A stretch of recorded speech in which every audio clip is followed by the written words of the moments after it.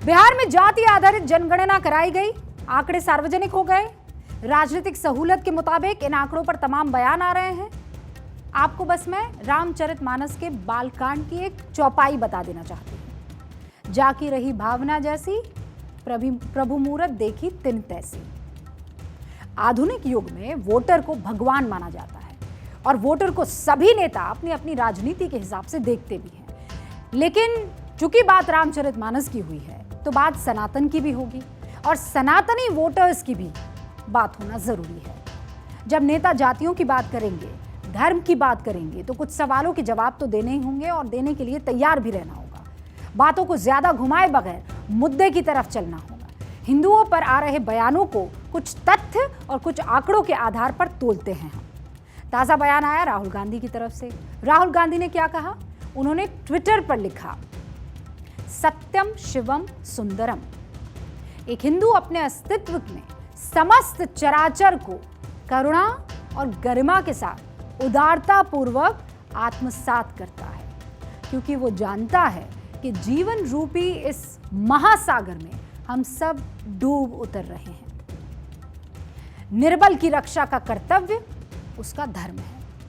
इस बयान के कुछ माने हैं, लेकिन उससे पहले एक बात और जान लीजिए। राहुल गांधी ने एक्स पर, फॉर्मली ट्विटर पर, जो भी लिखा है उसके साथ एक लेटर भी पोस्ट किया है और इस लेटर में जो लिखा हुआ है वो भी राजनीतिक मानों की दृष्टि से बहुत अहम है। इस लेटर में लिखा है, हिंदू सभी प्राणियों से प्रेम करता है, सबको अपनी राह पर चलने का अधिकार देता है, हिंदू सभी रास्तों से प्रेम करता है, सभी का आदर करता है।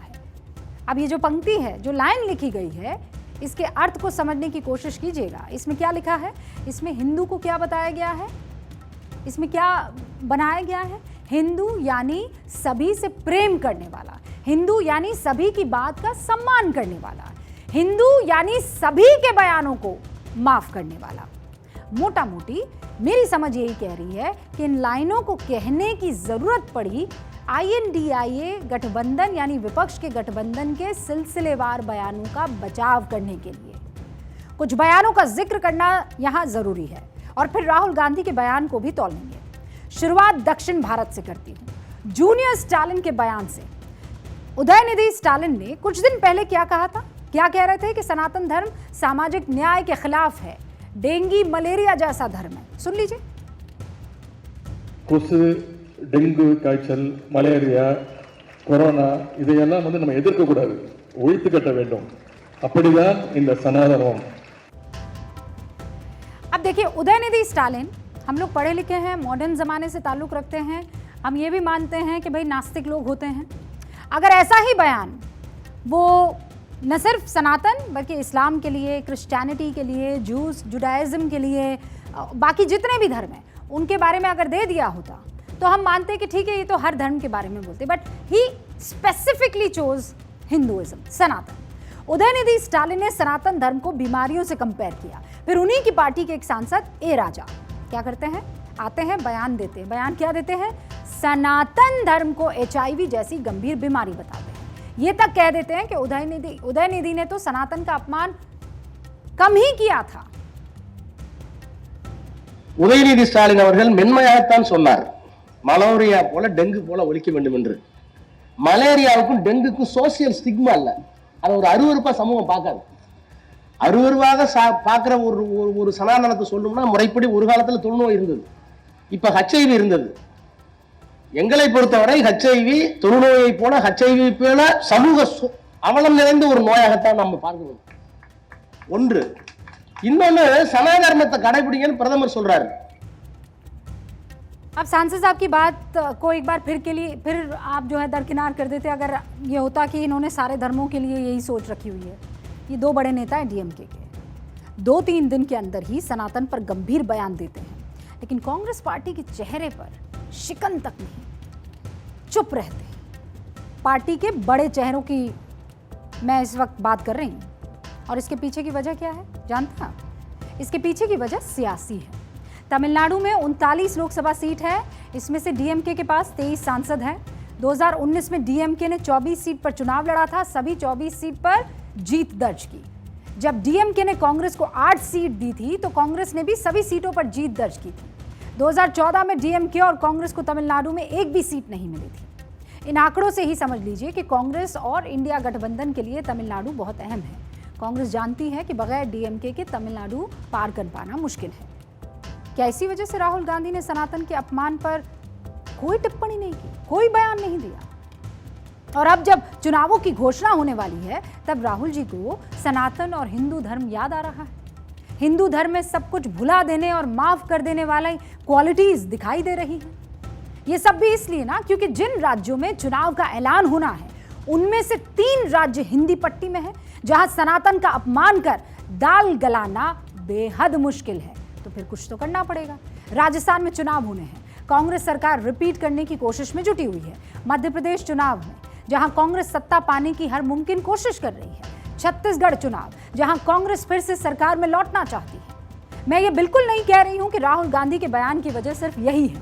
वो एक बड़े नेता हैं, 4 बार के लोकसभा सांसद है, कद्दावर कद के नेता हैं, उनके बयानों के माने कई हो सकते हैं, लेकिन इन राज्यों में चुनाव है और राहुल गांधी खुद इन राज्यों में जीतने का दावा भी कर चुके हैं।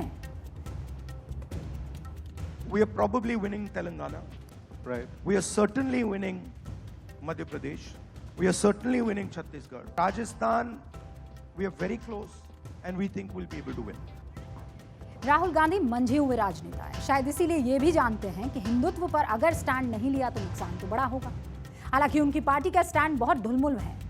उदयनिधि स्टालिन ने जब सनातन का अपमान किया तो कांग्रेस अध्यक्ष मल्लिकार्जुन खड़गे के बेटे प्रियांक खड़गे उनके समर्थन में खड़े आ गए। आप देख लीजिए। Any religion that does not promote equality, any religion that does not ensure that you have the dignity of being a human being is not a religion according to me. Any religion. अब एक तरफ तो प्रियांक खड़गे सनातन का अपमान करते हैं, दूसरी तरफ उनके पिता मल्लिकार्जुन खड़गे राजनीति को सनातन से अलग बताने की कोशिश करते हैं, वो भी एक चुनाव की जनसभा में। और ये जनसभा कहाँ हो रही थी? छत्तीसगढ़ के राजनांदगांव।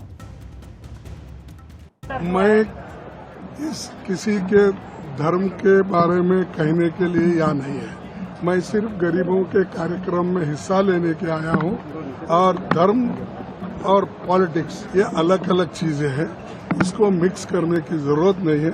मैं उस पर बहस नहीं करना चाहता। तो फिर मल्लिकार्जुन जी, आप तो कांग्रेस के अध्यक्ष हैं, राहुल जी को हिंदुत्व पर या हिंदुओं पर क्यों आर्टिकल लिखना पड़ गया? कांग्रेस अध्यक्ष की बात माने तो राजनीति और सनातन 2 अलग अलग बातें हैं। राजनीति और धर्म दोनों अलग अलग हैं, एक दूसरे से जुदा है। तो अगला सवाल यह है कि फिर राहुल गांधी ने हिंदुत्व और सनातन चुनावों से ठीक पहले, हिंदुत्व और सनातन पर चुनावों से ठीक पहले ही क्यों ये सब ट्वीट करना और आर्टिकल लिखना सोचा? राहुल गांधी का एक और बयान आप सुन लीजिए और फिर इस बयान के पीछे के तथ्य भी आपके सामने रखेंगे। भाई और बहनों, हिंदुत्ववादी और हिंदू के बीच में फर्क है। आपको ये भाषण क्यों दिया? क्योंकि आप सब हिंदू हो, हिंदुत्ववादी नहीं। और ये देश हिंदुओं का देश है, हिंदुत्ववादियों का नहीं। और आज अगर इस देश में महंगाई है, दर्द है, दुख है, तो ये काम हिंदुत्ववादियों ने किया है। कोई भी हिंदी का जानकार इस बात को नहीं समझ पाएगा और ना ही अपनी हलक से नीचे उतार पाएगा। जिसे व्याकरण की समझ है वो गांधी गांधीवादी, हिंदू हिंदुत्ववादी, इसमें अंतर नहीं करेगा। राहुल गांधी ने हिंदू और हिंदुत्ववादी की परिभाषा गढ़ी दिसंबर 2021 में जयपुर की एक रैली में। 12 दिसंबर 2021 को राहुल गांधी हिंदू और हिंदुत्ववादी का फर्क बताते हैं, संघ और बीजेपी के हिंदुत्व और कांग्रेस के हिंदुत्व को अलग अलग बताते हैं। और 8 जनवरी 2022 को उत्तर प्रदेश विधानसभा के चुनाव घोषित हो जाते हैं। ये तो सिर्फ एक चुनाव का उदाहरण और आंकड़े हैं।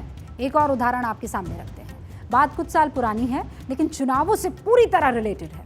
30 नवंबर 2017 को कांग्रेस कहती है कि राहुल गांधी जनेऊधारी ब्राह्मण है।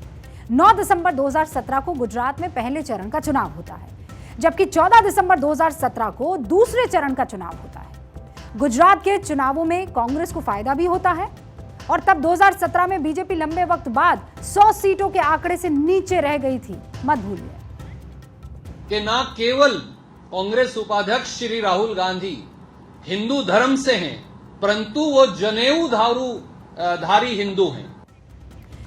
देखिए, किसी को कोई दिक्कत नहीं होनी चाहिए अपना जनेऊ दिखाने, मंदिर जाने, पूजा करने या पूजा ना करने से। आप वोट लेने के लिए कब क्या कहते हैं और कैसे पलट जाते हैं, उस बात से जरूर दिक्कत हो सकती है। सभी नेता वैसे अपनी अपनी सहूलत के हिसाब से बोलते हैं, लेकिन जब आप अपनी परिभाषा गढ़ेंगे तो फिर विरोध के लिए तैयार भी रहना होगा। जब आप ट्वीट करके कहेंगे कि हिंदू कौन है और हिंदू कौन नहीं है, तो फिर विरोधी दल के नेता आपसे सवाल करेंगे। ये आश्चर्य है कि वो हिंदुत्व की बात करते हैं और सनातन पर आक्रमण करने वाले लोग जो सनातन को समाप्त करना चाहते हैं। स्टालिन के बेटे ने जो कहा, क्यों राहुल गांधी इस पर नहीं बोलते? कांग्रेस पार्टी के नेता विरोधी दलों के सवालों का जवाब भले ही ना दे, भले ही सनातन धर्म को अपनी सहूलत के हिसाब से इस्तेमाल करे, लेकिन ये जान लीजिए कि अब जनता सब कुछ तौलती है, आपके रिएक्शन को देखती है। वो देखती है कि स्टालिन और जगदानंद सिंह के बयान पर आप क्या कहते हैं। वो देखती है कि चंद्रशेखर और स्वामी प्रसाद मौर्य के बयानों पर आप कब कब चुप्पी साधते हैं। जनता जानती है कि प्रियांक खरगे ने अगर कुछ कहा और आला कमान ने उसे गलत नहीं कहा, तो आला कमान भी शायद उस बयान में शरीक है। और ये जान लीजिए कि जब जनता इन चीजों को समझने और परखने लगती है, तो वोट पाना फिर बीते दिनों की बात बन जाती है। अब आगे बढ़ेंगे और उन लोगों को आपके सामने एक्सपोज करेंगे जो आपके दुश्मन हैं, भारत के दुश्मन हैं और भारत की विकास गाथा के दुश्मन हैं।